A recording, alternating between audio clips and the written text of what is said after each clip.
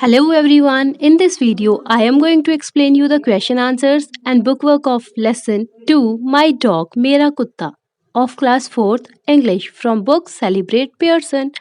So let's get started with the question answers first. Question 1. Read the first stanza. Pick out 3 adjectives that the speaker uses to describe the dog. पहले stanza को पढ़िए और उसमें से 3 adjectives यानी quality विशेषता ढूंढिए जो स्पीकर ने यूज की है डॉग को डिस्क्राइब करने के लिए. Answer the 3 adjectives that the speaker has used to describe the dog in the first stanza are little, raggy and shaggy. वो 3 एडजेक्टिव्स यानी क्वालिटीज जो स्पीकर ने यूज की हैं डॉग को डिस्क्राइब करने के लिए पहले स्टैंजा में वो है लिटिल यानी छोटा, रैगी यानी गंदा और शैगी यानी लंबे और गंदे वालों वाला कुत्ता. Question 2. Is the dog a naughty one? What makes you think so? क्या डॉग शरारती है? आपको किस बात से ये लगता है? Answer yes, the dog was a naughty one because as per the poem this dog keeps on looking for a fresh mischief. Yes, कुत्ता शरारती था क्योंकि पोएम के अकॉर्डिंग ये कुत्ता एक नई शरारत की तलाश में रहता है. Question 3. How does the speaker describe the dog's tail in the second stanza? Second stanza में स्पीकर ने डॉग की टेल यानी कुत्ते की पूंछ को कैसे डिस्क्राइब किया है? In the second stanza the speaker describes the dog's tails as a whirly and a curly tail. Second stanza में स्पीकर ने कुत्ते की पूंछ को वर्ली और कर्ली टेल कहा है यानी कि घुमावदार और घुंघराली पूंछ. Question 4. What can you learn about the speakers dogs from these lines?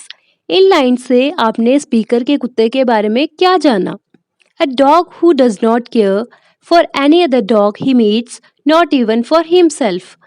Answer the given lines show that the speaker's dog does not care about anyone and himself too.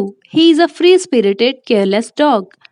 In line से ये पता चलता है कि speaker का जो dog है वो किसी की भी परवाह नहीं करता, इवन की खुद की भी नहीं. वो बिल्कुल फ्री स्पिरिटेड, खुला और बेपरवाह डॉग है. Question 5. What does the speaker tell you to do in the second stanza? Second stanza में पोइट ने आपको क्या करने को कहा है? In the second stanza, the speaker tells us to hide the doormats and the meat by keeping them on any place that is out of his dog's reach. Second stanza में speaker हमें doormats को छिपाने के लिए कहते हैं और मांस को किसी ऐसी जगह रखने के लिए कहते हैं जहां उनका कुत्ता ना पहुंच पाए. Question 6. What does the speaker say in the last 4 lines of the poem? Speaker जो है पोएम की आखिरी 4 लाइन्स में क्या कहते हैं? Answer The speaker says that his dog is a bad dog, but he loves him the way he is and does not wish him to change at all.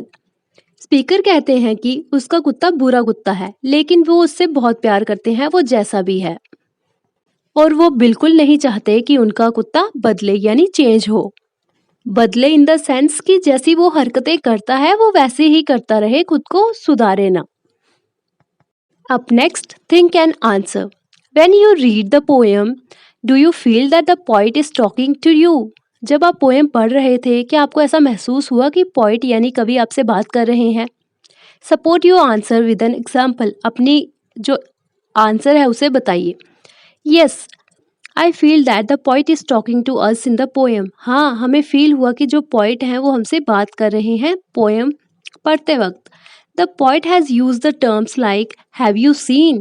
Poet ने कैसे कैसे words terms का use किया है कि have you seen, क्या आपने देखा? इफ़ यू सी, अगर आप देखोगे. हाइड योर मैट्स, अपने मैट छुपा लो. एंड पुट योर मीट, अपना मीट रख दो. The words you and your have been use to show that the poet is talking to the reader. You और योर वर्ड का जो पोइट ने यूज़ किया है उससे ये लगता है कि जो पोइट हैं वो रीडर यानी पढ़ने वाले जो कि हम हैं उनसे ही बात कर रहे हैं. Up next, bookwork, appreciation. Find pairs of words in the poem which have same ending sound. उन वर्ड्स को पोएम में ढूंढिए जिनकी लास्ट साउंड जो है वो सेम है. जैसे इन्होंने कुछ हमें दिया है रैगी, शैगी, डू, शू.